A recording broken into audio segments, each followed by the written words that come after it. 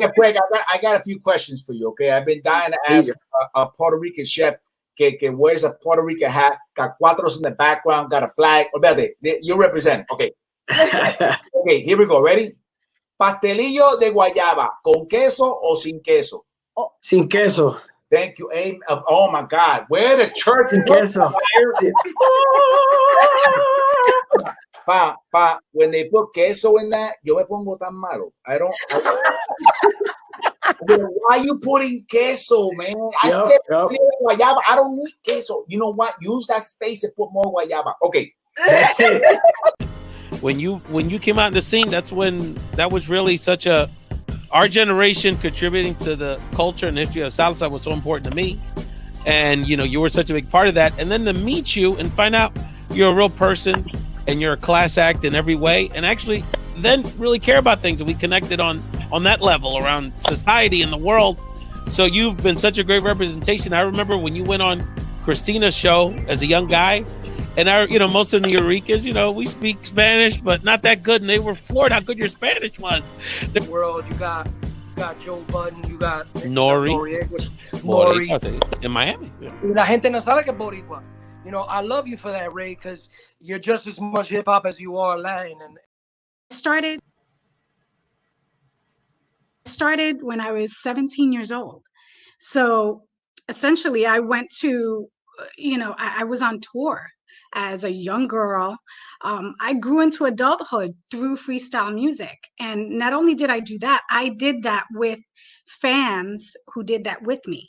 So I still am in touch with fans that I have been friends with, that went from fans to friends to family even since 1986. So it gives me a purpose. It gives me a purpose and a sense of pride to be able to share my culture, my music, my personality, myself, my love, everything with the fans that I think of this genre that are just the most amazing fans. I know, because listen, a mí me dieron mucho de la chancleta y la correa. I was not a well-behaved child. Oh, who you telling? A mí me sacaron del parque jugando basketball a chancletazo limpio. There you go. And I had one of those typical moms que te decía, te dije que llegara a las 7 de la noche. Exactly. Ahora, súbete para arriba. And every time she mentioned a word, there was a chancletazo with that one behind it. That's right. Good evening, familia. This is Ray Collazo, the host of Bomba Live, the talk show you've been waiting for your entire life. Thank you so much for joining us.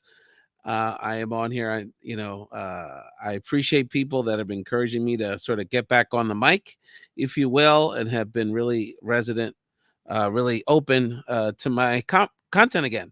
And we've discussed over last week when I sort of just jumped on here, kind of why you haven't been seeing me as much, and we haven't had a consistent show, if you will. But I really want to thank you for joining in tonight. Please, if you're on, there's a few of you watching, please put in the comments. We'll give you a shout out and let me know you're here. And obviously, if you have the opportunity to share this content with folks live, whether it's on Facebook, Twitter, Twitch, LinkedIn, where else are we at here? That's plenty. YouTube. We'd be more than happy we really would appreciate you sharing this content on this sort of live check-in with you. I'm going to give you a little quick update on my health journey and sort of some lessons I've learned from even what I shared on last week's check-in with you. There's actually some good news coming out of our politics, which I wanted to share, a very exciting announcement from a sort of, for many of you, is going to be a new face or a newer face on the national political scene. And then I got a rant. The Major League Baseball Hall of Fame announced its 2023 class or main person that they're going to put in Hall of Fame this year. And I ain't happy about it. And I got a lot to say on the subject. Thank you so much for joining us. I wanted to, you see on the scroll, let me put on the scroll here that, of course, we're having this conversation with our hearts and prayers, of course, with those California communities, Asian American communities, in particular, that have dealt with 2 back-to-back mass shooting incidents in Monterey Park in Southern California, the LA area, in Half Moon Bay in Northern California. Just so sad. And I know there's so many other people that we've lost under tragic, various types of tragic circumstances, whether it's random gun violence, um, questionable policing, or just some of the scourge of violence and gun violence. That poor teacher in Virginia a few weeks ago got shot by a 6-year-old kid. We are just dealing with a disruption. And really, if you look at it from a global perspective in comparison, sort of a global crisis in our country as it relates to violence. And we're riding from within. And that's something that even beyond the political conversation, we really need to get engaged in. Thank you again so much for joining us. I shared in my check-in with you last week what's going on with my health stuff and what's been going on over the last about 8 months or so. And so quickly, I just want to sum up. I've been sharing clips, and you can find the full monologue on that online. But I've been sharing clips with you that basically I got Guillain-Barré syndrome about 8 months ago. Guillain-Barré is this funky thing because it fries your nerves. So I couldn't walk for 3 days. I have had, and it basically takes a year to heal under best case scenario, good case scenario, typical scenario. And so I'm in that process. I've actually had a real good week, and I made a commitment to myself starting a few months ago that I would go to the gym 5 days a week. And if you know me, you know that that's not anywhere near any kind of habit I ever had. And it's been hard because beyond the physical ailment and, kind of my body and my nerves not being what they were even a year ago, it's not easy, being kind of the 48-year-old guy in the gym that doesn't feel that great about himself and trying to get it and trying to hustle. And so, but I've felt stronger as I've gone this week, 3 days, first 3 days in a row. This is good. And I'm sure that there's a mental element to that's going along with just kind of feeling physically stronger. I think I feel better because I'm going and I'm feeling more confident. And I think the habit is what's, I think the psychological relief of going through the experience, I think is actually kind of the bigger thing on some level, because I don't feel like I'm destined to just be sloppy the rest of my life, that I can do something about it. And I think on the other thing that sort of resonated with that part of my the way I've been thinking about this the last couple days, reflecting on me sharing around my health journey last week, is that I thought it was important, not because I'm the most sick person in the world. I'm not. My cancer warriors, all of our loved ones going through chemo, and others going through very serious, much more serious health issues, and their caregivers and their loved ones are dealing with much more serious things than me. But I thought it was important for me to share because, especially with the way that our society and COVID exacerbated it, but we're living much more isolated than we used to. We used to live I remember living on a block in North Philly in a row house where, your neighbors were basically like, you lived with them. There's 500 people on this block, right? And, while that has its pros and cons, it does create a sense of community oftentimes, and a sense of you're never really alone, even though when you want to be. And so I think that I thought it was important for me to share my journey because, look, if followed me on social media, I think this guy's got it going on. He's got a beautiful family. He's healthy, relatively healthy, wonderful children, and career. It seems like he's got some ideas seems pretty happy guy. And I am, and I'm very blessed. But at the same time, none of us got it all together. And I thought it was important for me to share, not just because it was helpful for me, to be honest with you, just to share my story, and it's part of my therapeutic process. But also I thought, well, maybe it'll help a few people and not feel like they're alone, or feel like, well, maybe there's other people feeling this way that I don't have it together in this sort of post-COVID era where we're all kind of feeling foggy. Isn't just me, or isn't just you, and it's it's impacting all of us. So I continue to appreciate everyone's well wishes and prayers. Like I said, I'm by far there's a lot more people that need a lot more positive energy, but I'll take it, and we'll pass it along to others. And as I said, there was some sort of something passed on my social media about mental health, and I don't know if it was the Twitch thing or one of these incidents of a out of nowhere suicide. If any, and I'm serious, fam. If any of y'all ever need to talk to anybody about anything, just DM me. I ain't hard to find. I'm a night owl. You ain't gonna bother me. You ain't gonna, please. If you need someone to talk to, just reach out. De confianza. I don't want any of you to ever feel alone. I really don't. And I know all of you feel the same way about each other and about our network of people here. The last thing before we get to our first break, and then we'll have a political thought for you, is that in this process of, over the last couple days of kind of reflecting on me sharing and, kind of,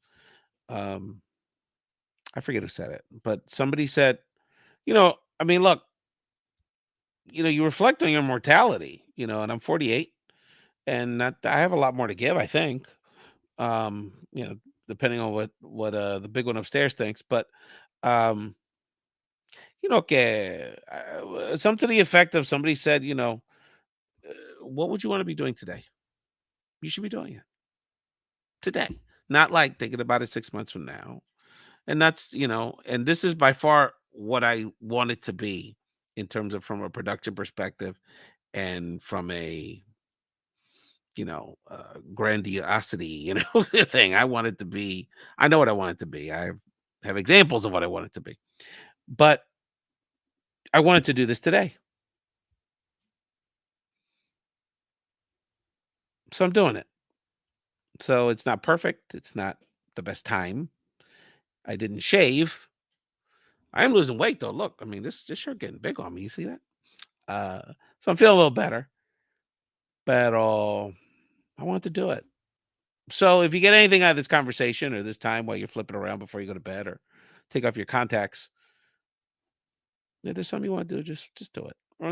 On some level, We come back, I'm going to show a couple clips of the best of Bumbo Live. When we come back, some good news in our politics, some joy in our politics, which I wanted to share with y'all. Let's watch a quick Bumbo Live moment, and I'll come back more for our check-in. There's great artists, and I'll just say kind of in the rap world, just for example, there's great artists that are great in the genre. Then there's special artists, the truly greats, that move the culture and move their fan base forward with them. So Bad Bunny is not just like the best in the game, but he's changing the game. Because what I think, to your point, Tanya, what this album is doing, his new music is doing, is maturing his audience.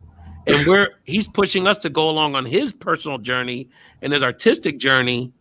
So y'all need to catch up. And I think about like Jay-Z. Jay-Z was wearing basketball jerseys. So everybody wore basketball jerseys.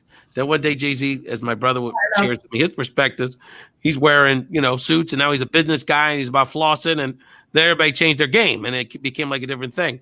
So the truly greats, we have to move with them. Prince was that way. He was always challenging us. Oh, y'all didn't think I had stuff to say about Bud Bunny? Oh, no, my friends. Oh, I got all kinds of things to say about all kind of stuff. And you're going to hear more in the coming, as we roll out more and more content, my thoughts on kind of like the Latino perspective on kind of like the Latino pop world, La Fama, particularly kind of from the lens of like, how does this, I mean, let's be honest about it, Latino wave and with a very strong Puerto Rican influence in this modern era, how does this connect to kind of the similar movements we've seen in our generations, from hip hop to salsa to the moments that we've had kind of crossover appeal, and how that's impacting our culture and our modern day. So, and I love to talk about what everybody else is talking about, like everybody else. So, some more to come on Benito and that crew. In terms of the politics, obviously, there's lots of stuff. As someone that's not the best filer, I certainly have some thoughts on what's going on with I just didn't know there was so many documents all over the place.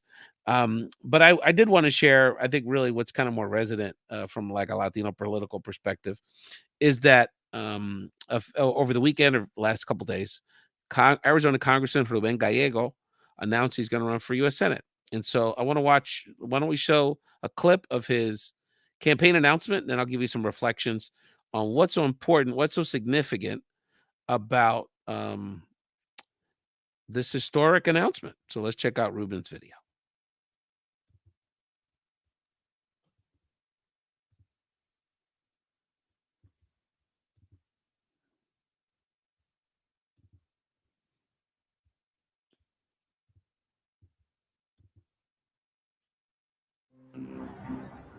Growing up poor, the only thing I really had was the American dream, an opportunity. It's the one thing that we give every American, no matter where they are born in life.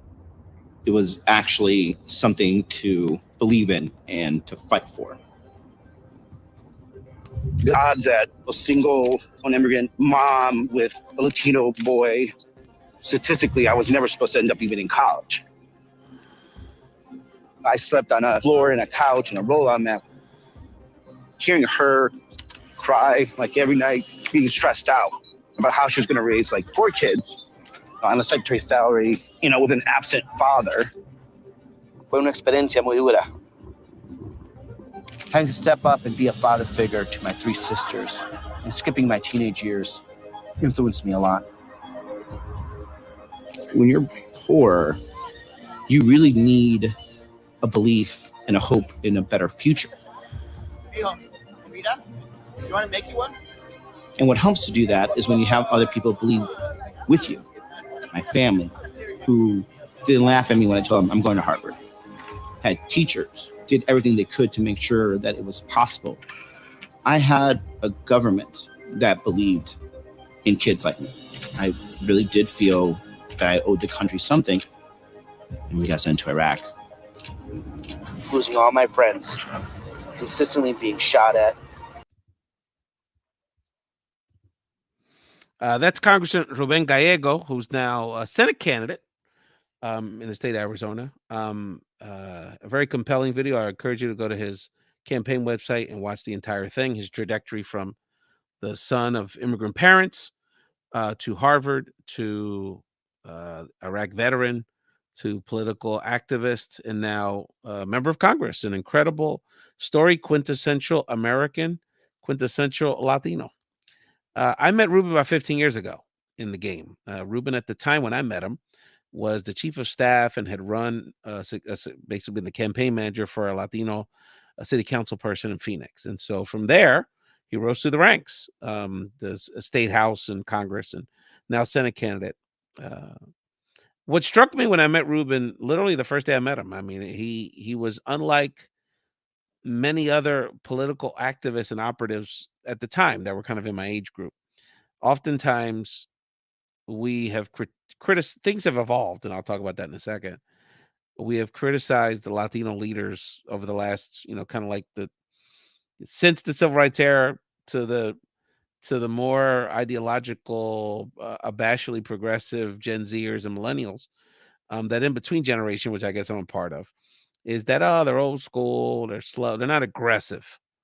They're not aggressive. They're satisfied with what they get. They don't push the envelope, and, they're not really fighting for us.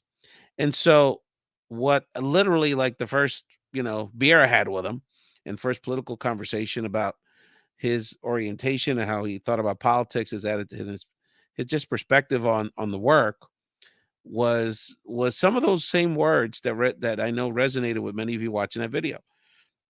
The fight. And you see the hunger and where that edge comes from. Very unlike a lot of politicians, which end up either trying to come off very smooth or just have a different style. There's a real genuine, you sense that fight. It's palpable when you talk to him about the work. Poor. That brother got a chip on his shoulder because he remembers how it is being on the bottom, and he doesn't want people to feel that way. None of us want to feel that way. And we so often hold on to, and I'd love to have this conversation with Ruben on the show about, how do we let go of some of that stuff? Because it impacts many times our humble beginnings or uncomfortable parts of our biography weigh on us in a way. And so it's very clear from that video. And then again, knowing him 15 years personally, that, Ruben, you know, is keeping that history is in front of mind as he develops and grows as a leader in his political career. And the last thing is belief, and that's what gets into the politics of this conversation.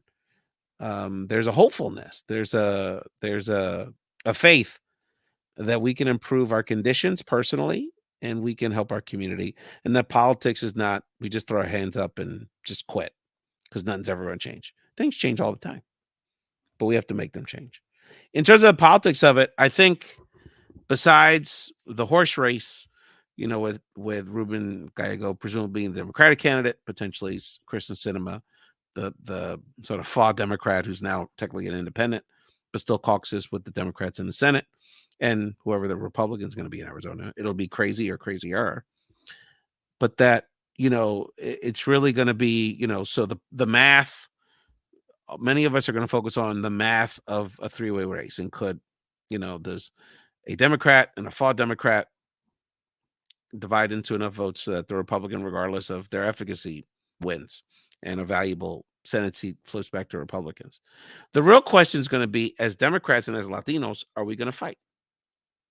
So, because there could be a strand of thought, and this often happens with Democrats, and with people thinking about the math of leadership and who controls these chambers, is that, well, you know, Ruben, maybe if we could just keep her with us enough, let's just leave it alone so that we can keep that seat.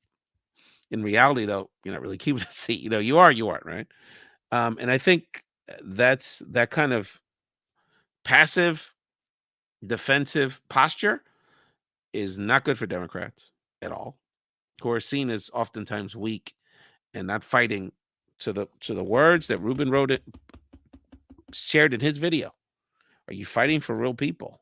With backing off on this woman that just came back from Davos and has totally changed her political persuasion. I remember when she was a Green Party activist and calling herself, Kristen Sinema used to tell me, okay? I'm not talking about things I read in books, fam.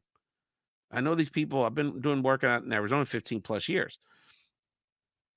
She said, yo soy el miembro más mexicana en la legislatura estatal en Arizona, because I fight more for immigrants and Latinos than any of these other passive, more passive, less aggressive Hispanic members. She ain't Hispanic. My point is, she's done a 180 politically, and is not, you know, you could be moderate, but you are hanging out in Davos, showing off how you're trying to muck up the political process to move forward on traditional democratic, not super liberal values, traditional democratic values, like raising the minimum wage and other things that we could have had if her and Manchin cooperated here the last 2 years. That's not fighting for working people in Arizona. And those are the people that elected you, particularly in the Latino community. So then the bigger question is, Democrats certainly shouldn't back off. Latinos definitely should not back off, because this is what happens again and again and again. No, it's not your time. It's not your time. Wait, da-da-da. And what it's 2023. We're still waiting for comprehensive immigration reform. 2023.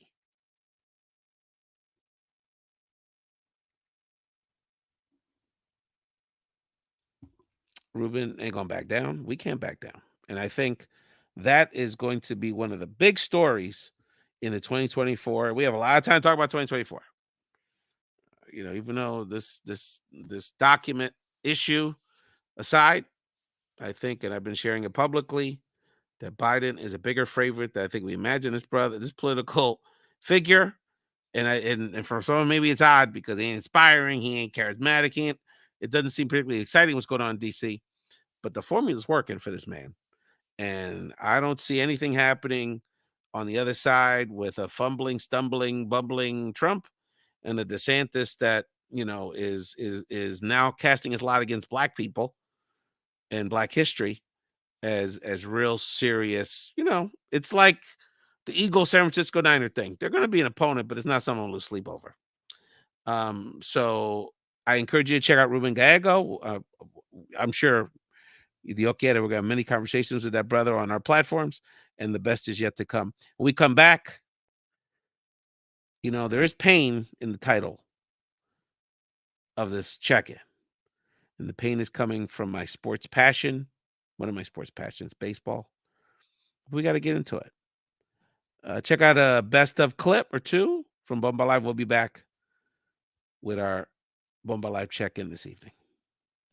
Mira, I had the honor of meeting Bernie at the barbershop. We share the same barber in New York. And my barber was like, yeah, man, I know Bernie, Bernie comes by here all the time. I'm like, Bernie Williams does not come by. You crazy, man. That's Bernie Williams, man. That's 51, dog. You know Bernie Williams? Nacho, Bernie Williams pasa por aquí todo rato. Bernie pasa. Wasn't Bernie here a couple of weeks ago? Yeah, man, Bernie was here. I said, you got to stop lying, man. My Bernie Williams is not going to come by this little barbershop, please. And I swear to you, in through the door comes Bernie Williams. and normally I'm picky about the cut. I'm like, get off. That's Bernie Williams. But he was so, like normal, chill. Hey, how are you, man? Hey, you busy? I'm like, Papa, I'll get off the chair right now. You can have it. That was, of course, the indomitable Puerto Rican comedian Eli Castro, having a couple laughs with, for my money, a Hall of Famer in life, a true champion of a human being and a true champion of the Puerto Rican Latino community, and a fantastic baseball player, fantastic musician, fantastic humanitarian, Bernie Williams. If you don't know who he is, Google him. A great role model in our community. And that was one of our, and of course, Roberto Luis Clemente was there as well, as we were presenting on Bomba Live, the first Bomba Live, the Doña Vera Clemente Award to Bernie Williams on the show. So just really just a bucket list moment. There's your Ray Collazo on Bomba Live. Definitely encourage you, if you're newer to this experience or just trying to figure out where to find some of this content. It's Bomba Live one way or another on all social media platforms and on YouTube. We have the handle now. So definitely spread the word that we're going to be putting more content on all of our platforms. We're on TikTok as well. So just look for us, Bomba Live. We out there in the streets, on these internet streets. On the sports stuff, there's happier news with the Philly stuff. We'll get into the Philadelphia sports with the end. But if you know me fairly well, you know that the Collazos are hardcore baseball fans. Saying I'm a baseball fan is probably a bit of an understatement. It's part obsession, part. I think. Well, let's get into it. What happened? They got me so upset. So they announced earlier today the results of the newest Hall of Fame members for the Baseball Hall of Fame. Scott Rowland, former Philadelphia Phil, who was a very good player. Very good player. Very, very good player. Had a great career. Very good overall player. Was elected into the Hall of Fame, which last time I checked is for the great players. And I think Scott Rowland's with me. I looked at this clip earlier about his reaction to being elected to the Hall of Fame, and listen carefully to the process that goes on as he realizes that his chances may be better than he even expected to potentially get into the Hall of Fame. Check out this clip, fam. It's unbelievable. People think I don't know what I'm talking about. Check this out. Check out what my man says. Listen carefully. I need 5%, Finn. That's all I need. His name's Finn. And he's like, Dad, I think you're getting in. I'm like, man, I don't think so. But that was Chipper Jones. Jim he didn't Tony, think so. Trevor. It was a big ballot, right? And so I didn't know a lot about the system at the time. Larry Walker and Gary Bennett introduced me to Ryan Spader, who is a numbers guy, and we've been in contact. And he kind of educated me on the process and what happens in war and the numbers. I didn't know any of that, and he's like, they help you, dude. And I'm like, well, I love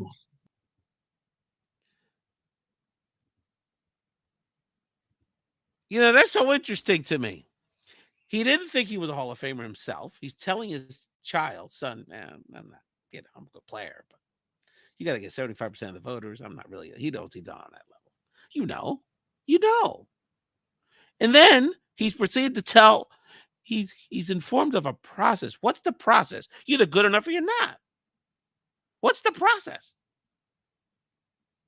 So I have to trust the process? Try to tell Philadelphia to trust the process. Okay. So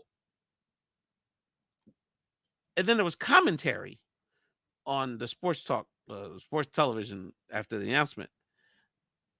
The greatest commentators, the greatest players that I followed for 40 years, damn near 40 years. I've been following baseball since 7 years old. They all pretty much said the same thing. Well, we didn't think when he initially retired he was a Hall of Famer. He was a great player, of course, great career. But years later, now we're starting to realize what changed. What changed? You were fed statistics. You were fed propaganda. He's a nice guy. There's dozens of people on this ballot. And it's so ironic. I mean, it's Alex Rodriguez, Andrew Jones, Gary Sheffield, Andy Pettit, Carlos Beltran, Manny Ramirez, Omar Vizcaíno, Jimmy Rollins, Billy Wagner, Jeff Kent. All those people I would vote for in the Hall of Fame before Scott Rowland. Now, some of them are close, and I know there's a few of the steroid people. But is this about greatness or not? And if it's about, well, if you have to be good, as long as you're good enough, as long as you're a nice guy, we'll vote you in, then why don't we just be honest about it? The human person is like a big criteria. And by the way, the guy never won like the Roberto Clemente Award. It's not like he went to ravaged war zones and dealt with famines. He's a nice guy. And by the way, he wasn't even good with the media the first several years of his career with the Phillies. If you really know baseball, you know this guy's not a Hall of Famer. You know, the Phillies were an 80-win team, like an okay team, when he was here in the Bobby Abreu. You know what happened with the Phillies? You know why they became champions? You know why they became playoff contenders? Not because they got so much better. They got better. But two guys who just put up numbers, like Scott Rowland and Bobby Abreu, left, and leaders like Jimmy Rollins, who was on this ballot that should have been voted into the Hall of Fame, showed up and said, oh, you guys haven't been about winning anymore? Oh, well, it's J-Roll time. We're going to win. And other people with the winning mentality, who are also great players like Chase Utley, Ryan Howard, the list goes on and on, Chooch, showed up and balled. You know, and the last thing I'm going to say about the defense, well, I got two more things. Adrian Beltre, who's also a third baseman, who's going to get in the Hall of Fame next year, certainly. You want to compare them, Adrian Beltre has 1,000 more hits than Scott Rowland. He has over 100 more home runs than Scott Rowland. Now, he'll get in the Hall of Fame too. But you mean to tell me that a guy who's not like Adrian Beltre is not Alex Rodriguez, he's not like Derek Jeter, you know what I mean? Not even Mike Schmidt, the greatest third baseman of all times. He's just a solid Hall of Famer. You could be 100 home runs less and 1,000 hits less and still be in the Hall of Fame? That floor of Hall of Fame is so low?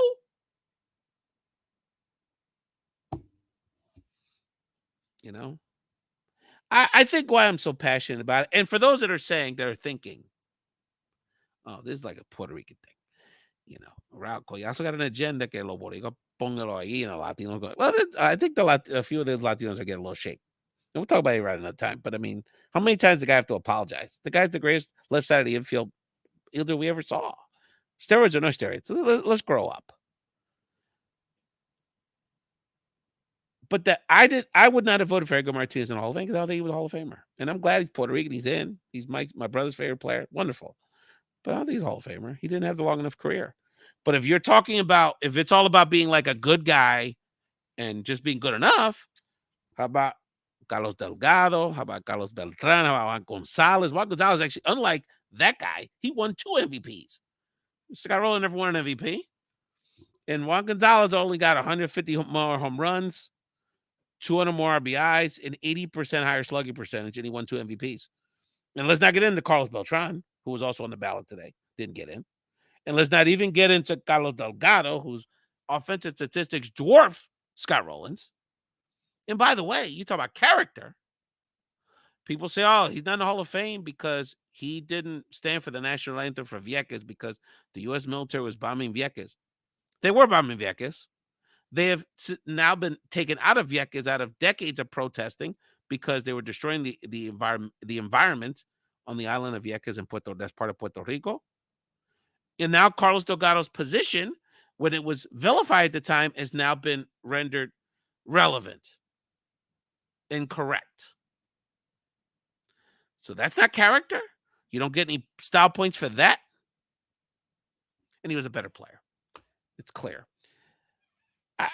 Lastly, and this I'm gonna wrap up this baseball thing. I think why I'm so mad about it. Well, first of all, the whole thing gets under my skin. But the reason I'm so mad about it is, and what gets me mad is watching these comments. And I know it's corporate media and why he's a nice guy, so we're not gonna say nothing bad about. I know all those things, but to me, what sets baseball in a certain category and why I love it, one of the reasons I love it so much, is that baseball is more than just a game. It's about our culture, whether it's from a Latino context or Puerto Rican context or an American context or a sports context. Baseball, it is not just like a thing that happens. It's something you pass on to your family, your children. I pass on to my sons. We are stewards. If you're really a baseball person, not like, go have a beer, go hang out, and, call me when the playoffs. If you're really a baseball person, you're a steward of the game. And if you're truly a steward of something, you take it seriously and you're consistent and you're fair. And I just want fairness. And I just want us to really be stewards. I don't have to write a book about baseball or be on TV about baseball if I care. And that's why I feel the same way about being Puerto Rican. Despite the fact I never lived on the island. Despite the fact I haven't even spent that much time on the island. Probably if you added up every trip, maybe it's been 3 months of my life. Maybe 3-4 months.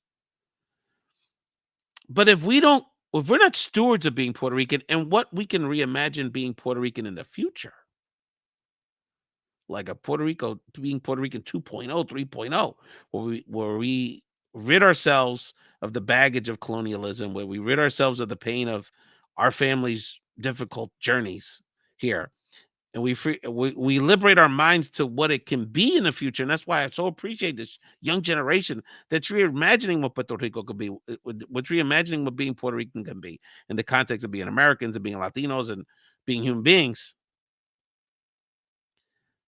That's why I'm so passionate about this word stewardship. Because if we don't play bomba anymore, it goes away. If we don't pass along those traditions, it goes away. If we don't give a fuck and just all move out of Puerto Rico and make it a big Airbnb and no habla español no more, it doesn't exist anymore. So the question is, are we going to be stewards of these gifts, whether it's baseball, whether it's being Puerto Rican, whether it's, whatever gifts you've been given in your life, being a father, whatever it is? Or are we just going to not take it seriously? Or like this democracy or ethics or the truth or de verdad, who's a Hall of Famer and who's just, hey, a great player. We're going to pat you on the back and we appreciate everything you did. So let's keep it real.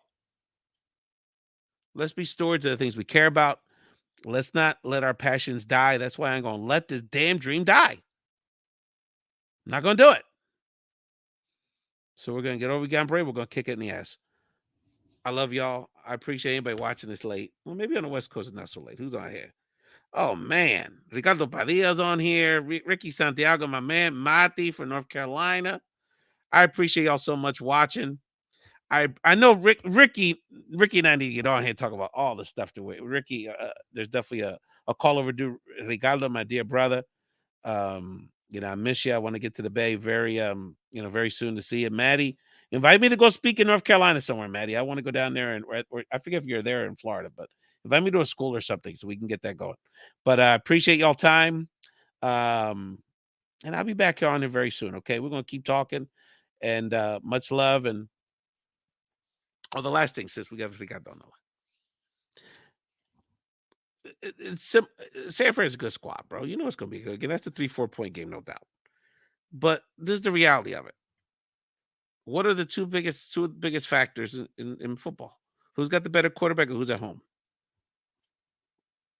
So we got the edge, Pop. We got the edge. You could win, but we got the edge. I say Eagles, Bengals. We'll get into, when we get there, we'll talk about that. But I think that's how it's going to go down. And Ricky, we have to talk about hoops, and there's so much to talk about. Appreciate y'all.